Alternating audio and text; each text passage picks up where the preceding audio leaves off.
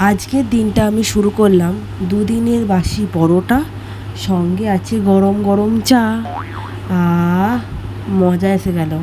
তারপরেই গেলাম একটু শাক চুরি করতে। আগের দিন থেকেই দেখে এসেছি শাকটা হয়ে আছে, অনেক দিন থেকে ইচ্ছা ছিল চুরি করার, আজকে ফাইনালি আমি চুরি করলাম। আর চুরি করে নিয়ে গেছিলাম, ছুরিতে কেটে কুটে নিয়ে এলাম।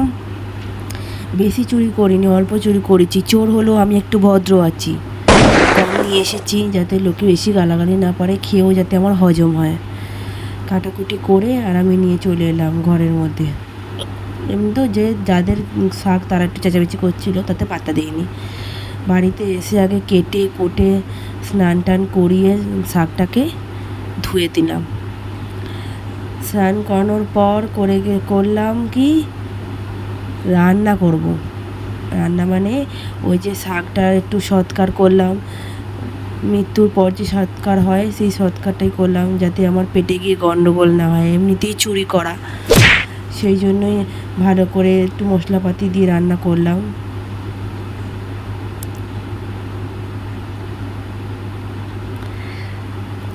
রান্না হয়ে যাওয়ার পর করলাম যে পুজো। আজকে বেশি ফুল তুলিনি, কারণ বেশি ফুল চুরি করিনি অ্যাকচুয়ালি। ঠাকুরও আমাকে বলছে এত ফুল টুল দিয়ে পুজো করিস না, হ্যাঁ অতিভক্তি চোর হয়ে যাচ্ছে, চোরের লক্ষণ লাগছে, তাই আমি বেশি পুজো করলাম না।